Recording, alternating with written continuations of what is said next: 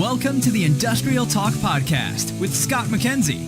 Scott is a passionate industry professional dedicated to transferring cutting-edge, industry-focused innovations and trends while highlighting the men and women who keep the world moving. So put on your hard hat, grab your work boots, and let's go. All right, it's another episode of the Industrial Talk Podcast. This platform, of course, is dedicated to you, the women and men of industry, the women and men of manufacturing, all things in between. You are bold, you are brave. You dare greatly. You innovate like nobody's business. You're changing the lives and you're changing the world. As we speak, that's why we celebrate you on this particular podcast, because we just plain love you. All right, in the hot seat this time, Michelle is her name. Reines is the last name. That's spelled R-E-I-N-E-S. Badass Leadership is the company. She is the founder of that wonderful leadership company. It's a great conversation. She brings mad skills. Let's get cracking. All right. You're going to like this conversation. You just can't bring the goods if you come in and say, hey, I've got badass leadership skills. You can't. You've got to live those badass leadership skills, and she does, man. She's got a great attitude, great story, great motivation, absolutely wonderful conversation. Okay, we're going to make this one quick.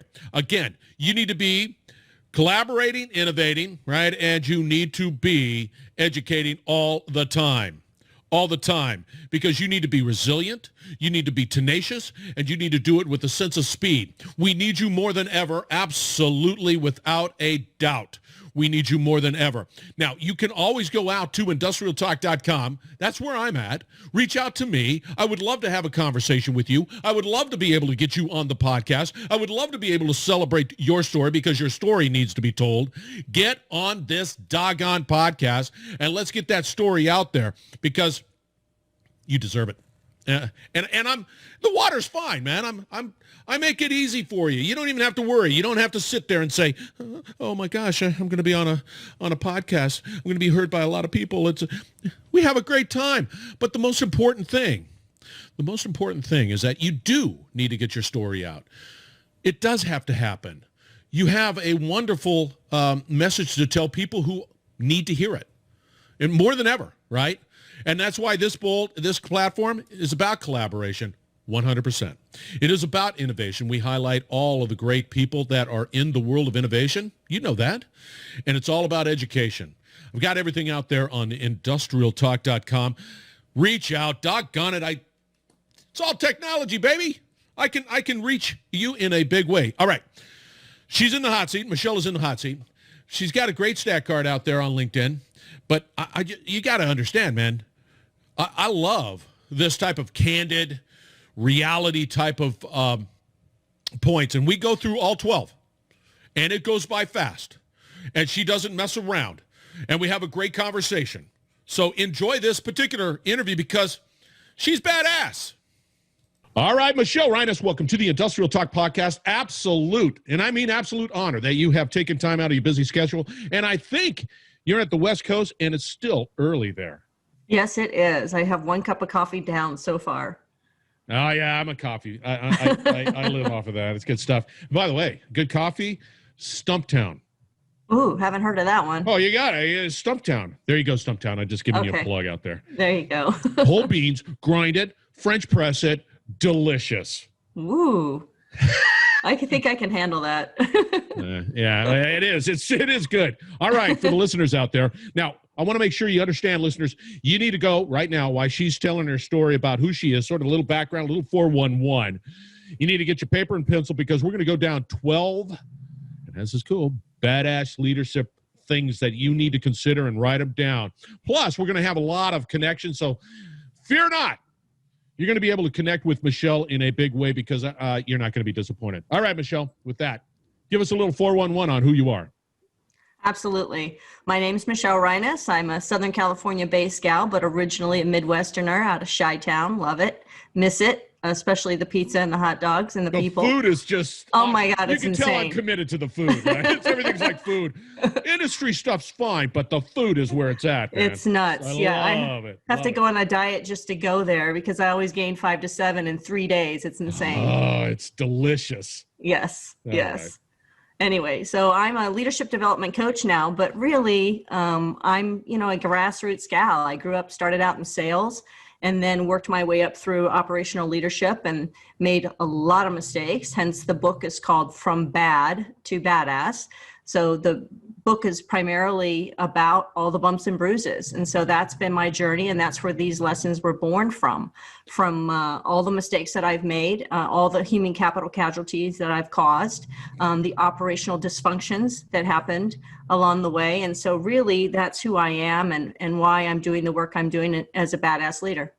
I like it. And if you were listening to a little buzz out back there, I had a fan on me. So I'm sorry about that. I've shut it down. You hot flashing this morning? I'm always hot flashing.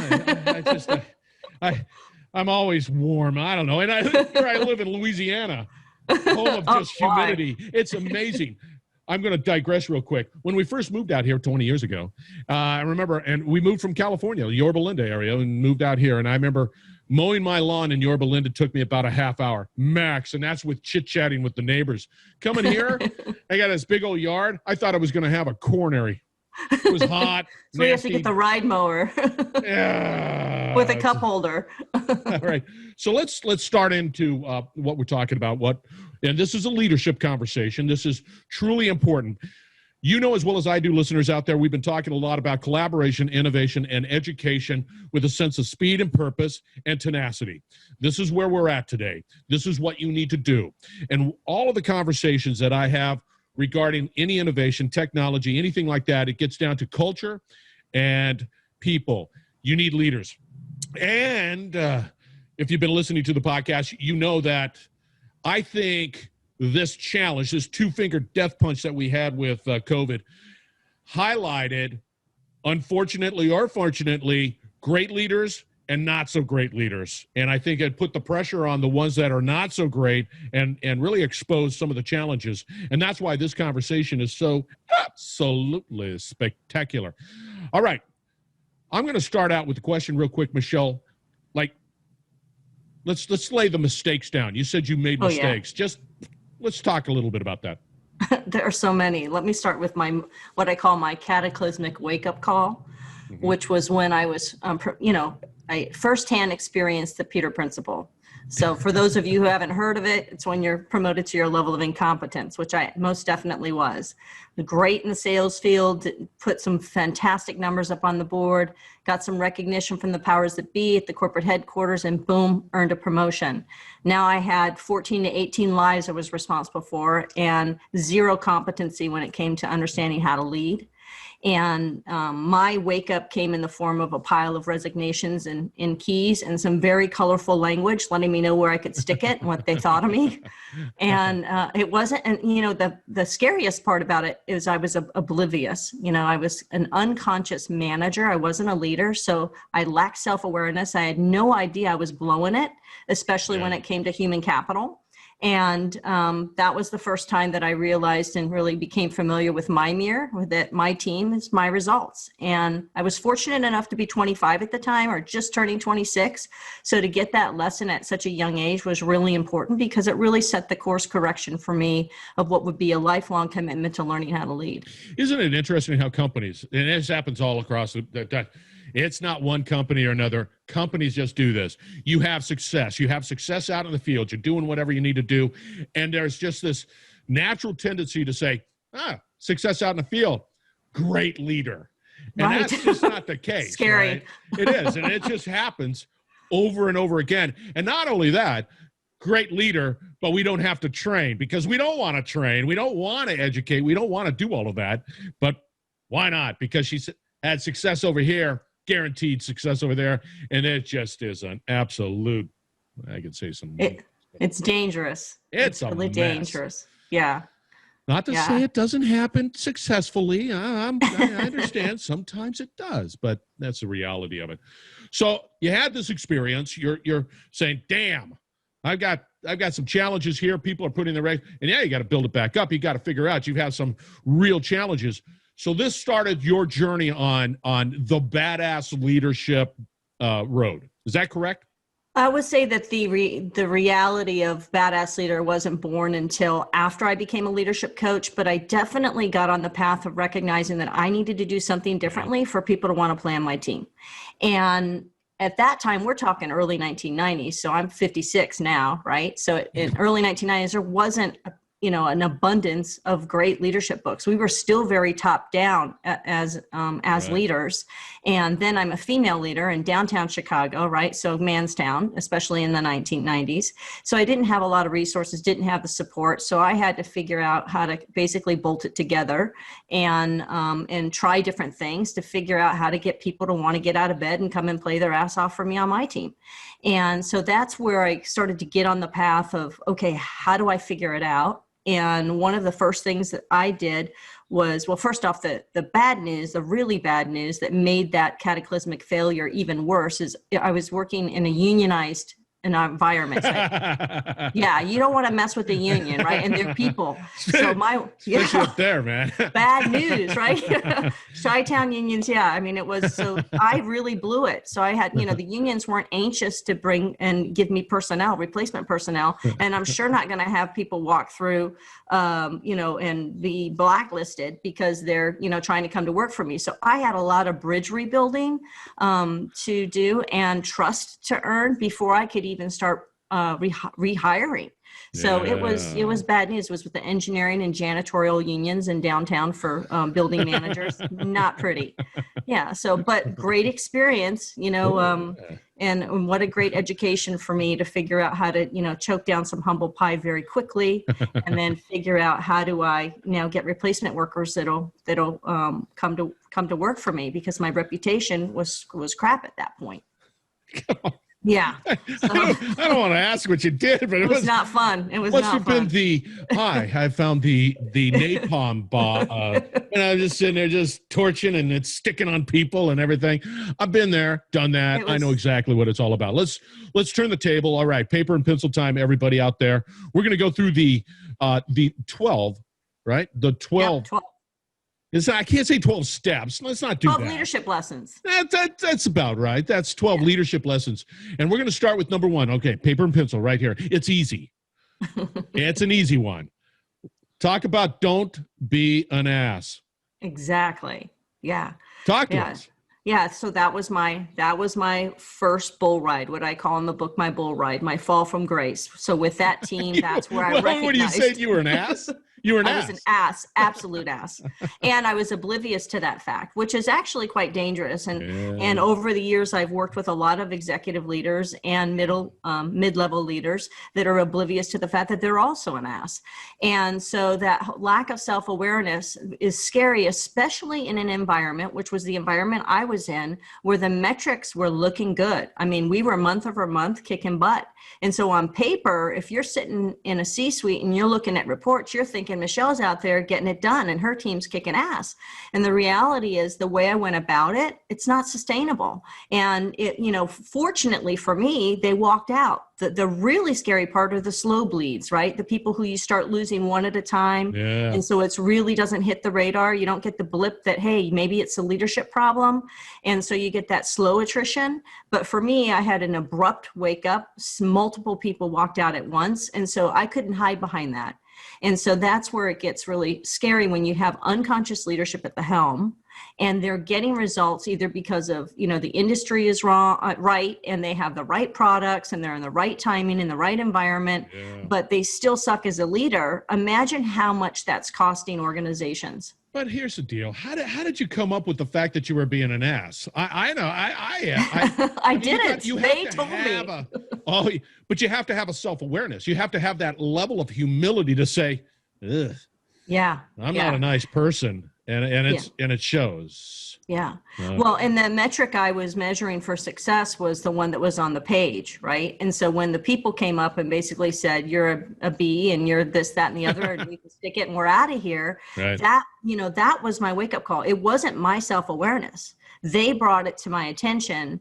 And then I realized I'm the common denominator here. I'm the problem. But once again, it gets down to humility. You're going to have to just accept it, no matter how painful it is. You're going to have to just say, yeah, I stepped through the door. My family tells me that I am. And it just is every day. If one person tells you, maybe it's not true, but when you get two or more, I do. All right, you got that level of humility. Don't be an ass. That's number one. And you're going to have to just sort of have that self-reflection. If you're sitting there going, I'm not an ass, you're an ass. That's right. Right now. Figure it out. All right, number 2, stop, drop, take a selfie. Yes. I'm intrigued. Talk to me. Yes. So now that you know that you're an ass, right? So you need to stop, drop, take a selfie and figure out what's working for you that you want to keep in your toolbox, what's not working for you that's blowing people up, causing human capital casualties, costing your organization's money and brand reputation and so forth. And then what is it that you need to do differently? So you really need to self-diagnose. And there are a ton of tools out there that you can leverage to help get a better understanding of how you communicate, from, engagement tools to personality profiling. One I'm a huge fan of is the Everything Disc product. My MDR brand supports it fully, and we leverage it in our toolbox at Badass Leader. So, get to know your selfie. And I use a play on words, but the reality is you can't fix it if you don't understand what's not working. It's just like a diagnosis. You go to a doctor, you get a diagnosis, and you get a treatment plan.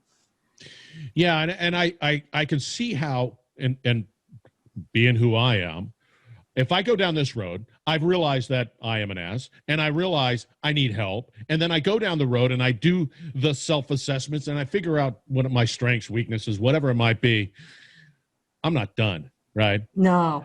Typically, I'm going to say, all right, I'm done. I'm ready to roll. I'm a good leader now. All right, let's go. It is the first step. Yeah, and I mean, it's just, you got to. What I'm saying, listeners, is that you got to just keep going. Don't just stop and say, "Hey, number 2, I'm done. I'm an ass," and there it is. All right, number 3, let's talk about trust, baby. Let's talk about it. So one of the things I wanted to follow up with on the comment that you made is I think about leadership as, you invest in that gym membership, right? And you go and you work out really hard for a week. Yeah. And then you're like, okay, I'm healthy, I'm fit, I'm buff. It's like if you don't show up and you don't do the work and you're not consistent, then you're not going to stay healthy and you're not going to stay fit. So as leaders, you have to evolve, right? Analogy. Yep. Yeah. So let's talk about trust, baby. So trust is, now that you understand what's working for you, not working for you, what you need to do differently, then the most important thing when it comes to people and leadership is to make sure that you're pouring the concrete and the foundation of trust. Because that is, and it's not my revelation. There are a lot of leaders before me that have come up with that, but I can tell you that when your teams don't trust you, or when I don't trust a leader, I'm not going to give them all of my equity. Right? I'm not going to be going the extra mile, right? I need to know that I feel safe and that I can speak my truth, right? And that that you'll go to the line for me, that I can trust that it's a safe environment, it's a safe culture. Yeah.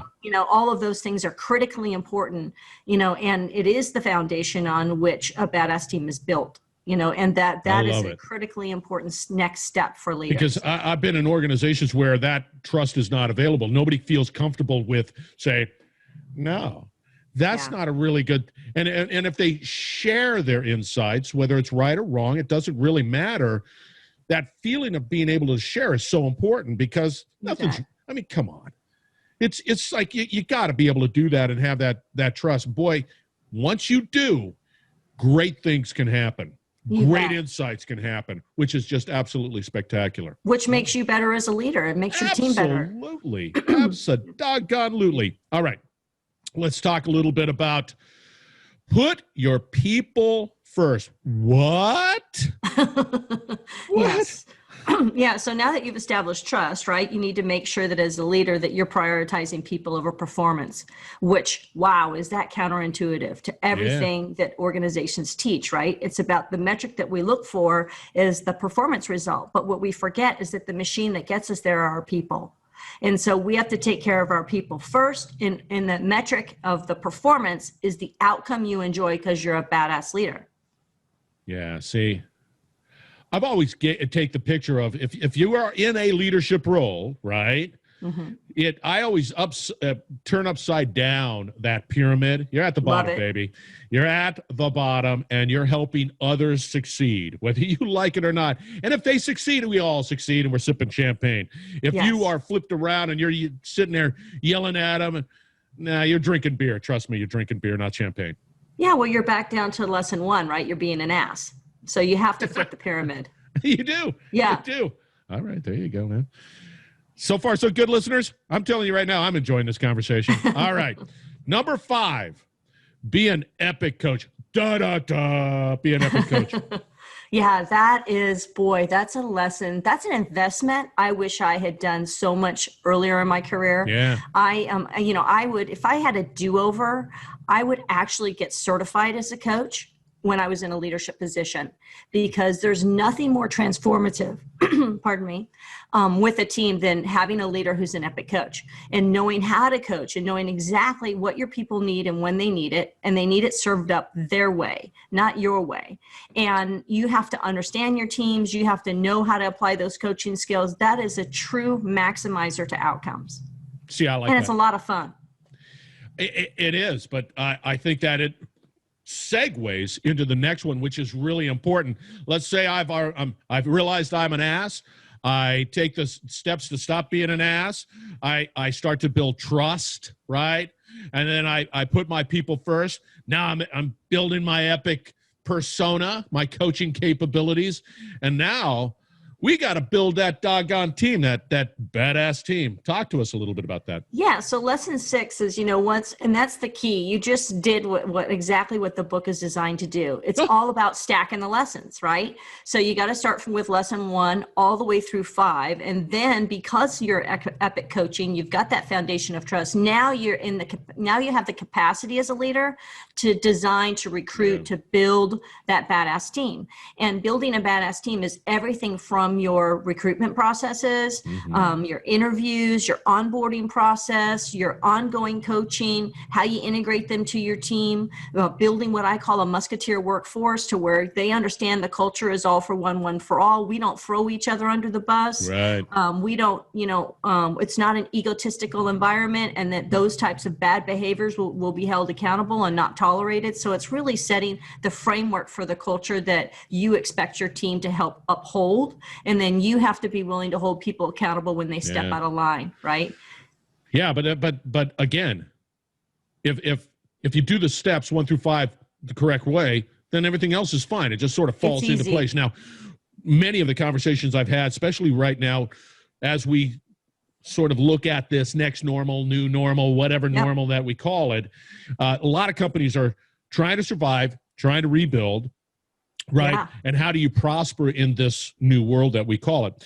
And what's interesting is that a part of that is you have to make resource decisions, human decisions. Not everybody. I think pre-virus, we were a bit lazy, a little fat, slow and sluggish. Now the virus, we better be lean and focused and sharp, and that comes down with the team, and I like that, build that badass team. Those are great questions to have, and that, of course, to do that, there's a ton of other steps to be able to follow, but we're not gonna, but that's in the book, is it? It is. It's absolutely in the book. That's a segue right there, baby. All right, this is an interesting one. You got the badass team, now you want to create a struggle? What do you mean by that? Well, here's the thing, is this is what got me in trouble, right? This is what caused the cataclysmic explosion or the bull ride, is that I created the struggle. I came in, I did a takeover on a team, and I went in and I created struggle. I didn't have lesson 1 through 6 in play, right? So I showed up as an ass and it backfired, right? So the premise here is take care of lesson 1 through 6 and you can create the struggle all day long. Your people trust you. You can stretch them. You can grow them outside their comfort zones. You can expand their job descriptions. You can cross-pollinate. Now you can leverage. And the idea is, I say in my book, be like Gumby and stretch them. Stretch them into their greatest possibility and let them discover their potential. That's what great leaders do. We create more great leaders. And leadership is not a title. Right? It's an attitude, it's a commitment, it's a behavior. Yeah. And so anyone can be a leader. And so our role as a leader is to develop other leaders. And the stretch allows us to do that. Yeah, and I'm telling you right now, you're not going to be a good leader if you're not struggling. If you're not struggling each and every day, and if you're not feeling that, and if you're not overcoming and climbing that mountain and doing the things that you need to do, you're weak. You're not growing. You're not growing at all. Yeah, the growth and possibility are outside the comfort zone. It's not inside. Yeah. Some days I don't want to push it. Some days, but today I'm not. Good. Now I want to struggle. We picked a good day. I want to struggle today. All right, let's go to 8. Suck it up, Buttercup. Yes, and boy, hasn't this year given us an opportunity to do some of that. No. This is becoming great for me to be an asshole. That's exactly what this year is. It's like, wow, I really am one. We're in a constant state of re-innovating, right? Evolution. And this is now, you go right down to, your purpose, where you say collaborate, innovate, educate, right? And we do it with purpose and tenacity, right? So these lessons help you do that. And in the midst of a struggle or a suck it up buttercup mindset is really when we are in the trenches and we're going through, be it a crisis. One of the examples I use in the book was the 2008 real estate market collapse. I was in real estate operations under a brand new construction project that was coming out of the ground, ultimately going to be 3,000 residences.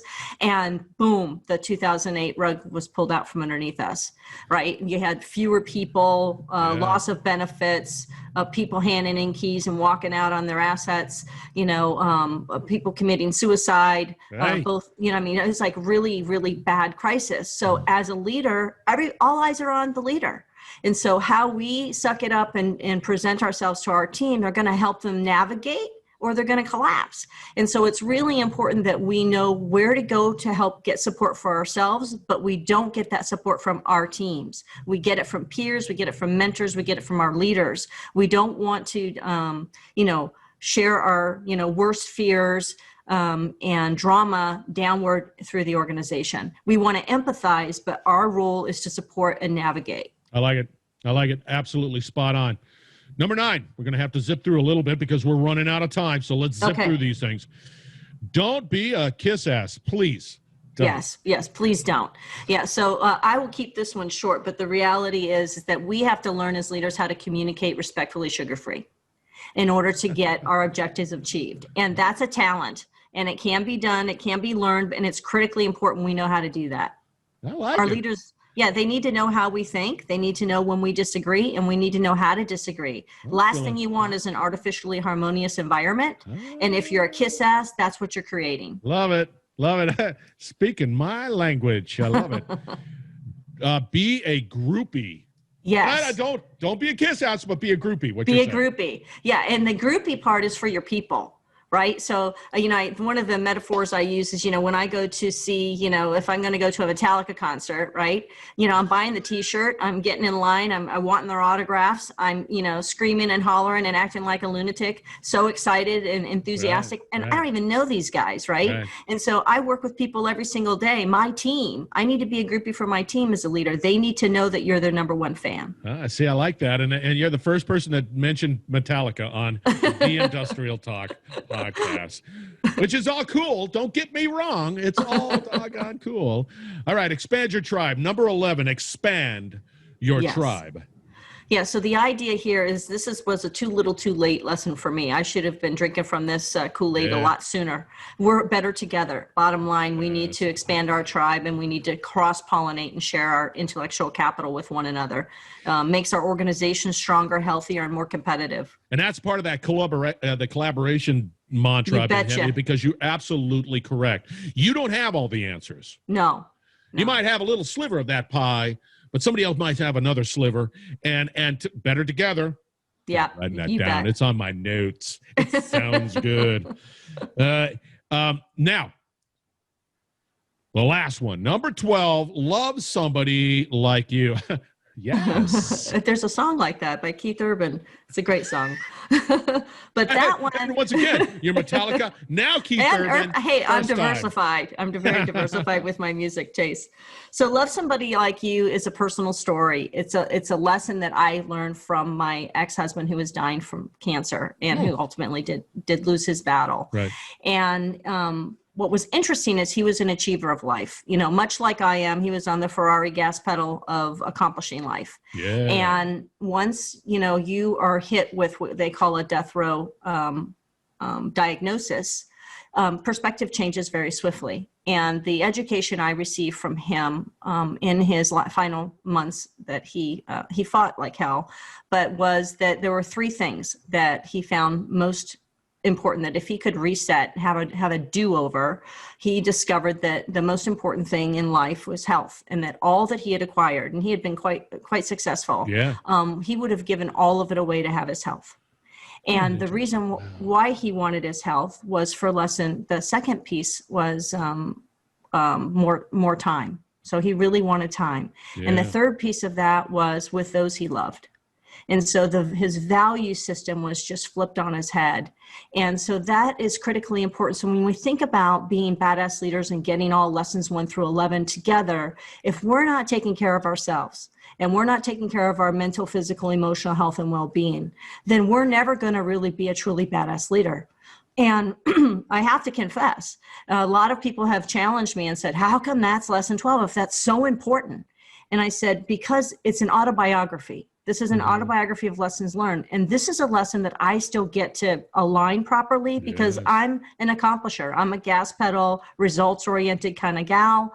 And I need to constantly be reminded that I need to take care of myself and so that I can take care of others. And this is a work in progress for me. So I really invite listeners to put number 12 at number 0, right? Let that be your foundation that you build all other 11 lessons off of. Yeah, but here's the reality. You're absolutely right. I don't think people realize it until they're in that position, right? Yeah. And it's hard not to go through the 12 or the 11 steps and understand, because baked in there is like I said, a desire to be other focus, humble, beautiful qualities. And until you have those and see them and experience it, it's hard to even begin to address that desire to health, mental, physical, be with somebody. And I always say, hey, be bold, be brave, dare greatly, right? Yes. I like your gas pedal analogy. You're going to change the world. But the best part about that, hang out with people who are bold, brave, and dare greatly. And I'm telling you, you're unstoppable. And it is fun, and it is exciting, and it's rocket fuel. It is. It's a fun ride. I don't care if whatever success means, but it is fun, and I always encourage that. Always. Awesome. So I love number 12. Me too. I love number 12. All right, you active out there on LinkedIn? Yes, you betcha. All right, listeners. Now, a couple of things that we need to talk a little bit about here. Just real quick. Don't walk away yet. We're going to have a couple of links. I think you could get our book, right? You could get your book out there on Amazon. Audio, get that link paper, out there. Yep, all that. That's a must read. And then I think you have something else that is something about the Toolbox Lessons. Yes. So on the website, go to badassleader.com.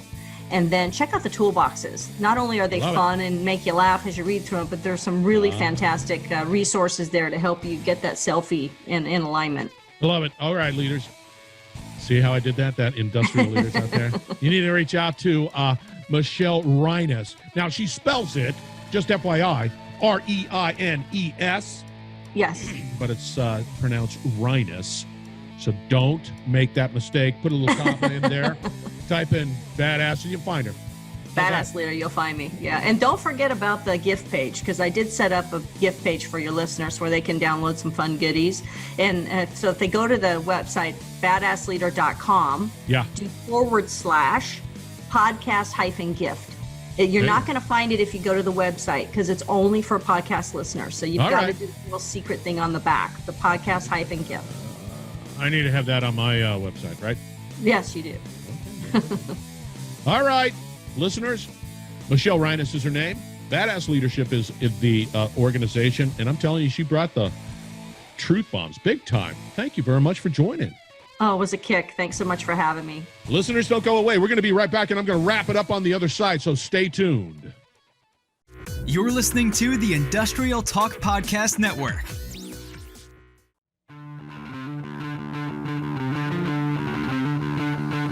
All right. What did I tell you? Michelle Reines, those 12 points are absolutely spectacular. I guarantee you, she's got a book out there. You need to get it. You just got to have those points down. You got to live those points. And I'm telling you, you will not be disappointed. And I mean, she's got to come out, reach out to her. She's got a great stat card. She's a lot of fun. All right, Michelle Reines. Now, that's Reines. Do not make a mistake. Put a little comment in there. Badass Leadership. Boop. You will find her. All right, be bold, be brave. You know that I'm going to do that all the time. Be bold, be brave, dare greatly. You've got to do that more than ever before right now, right? You got to do it. But more importantly, find those bold, brave, and daring greatly professionals. Bring them in. Start to collaborate with them. Start to innovate with them. Start to educate. And I'm telling you, you're going to change the world. Remember, reach out. Reach out to me, industrialtalk.com. I'm here. And the water's nice and warm. We're going to have another great interview right around the corner. Thank you very much for joining the Industrial Talk Podcast. We will be back shortly.